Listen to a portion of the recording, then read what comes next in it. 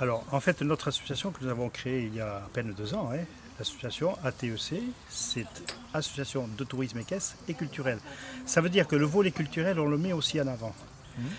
Ça veut dire que nos territoires ruraux, et Dieu sait s'ils sont nombreux, ont la possibilité de pouvoir héberger et de pouvoir être mieux structurés pour faire et pour créer des cheminements équestres ou pédestres ou vététistes. Il n'y a aucun problème de ce côté-là.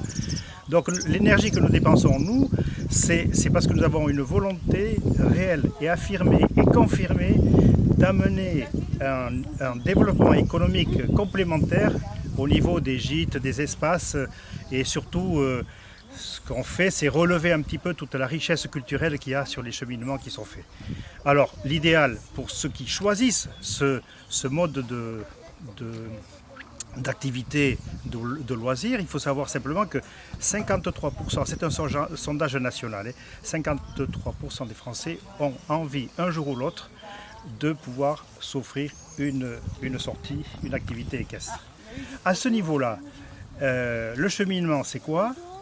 Le mieux, c'est d'être sur une randonnée thématique. Nous allons créer ici une randonnée thématique sur une route du minerai, parce qu'à une certaine époque, Gaston Phébus allait se servir du minerai de fer à Banca.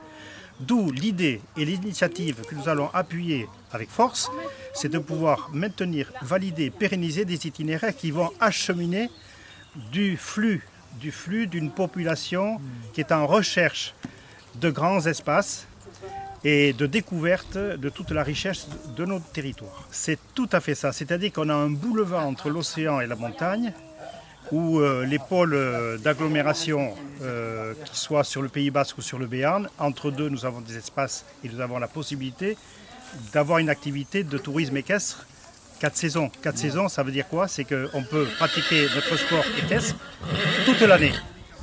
En hiver, au printemps, à l'automne, ça ne pose strictement aucun problème.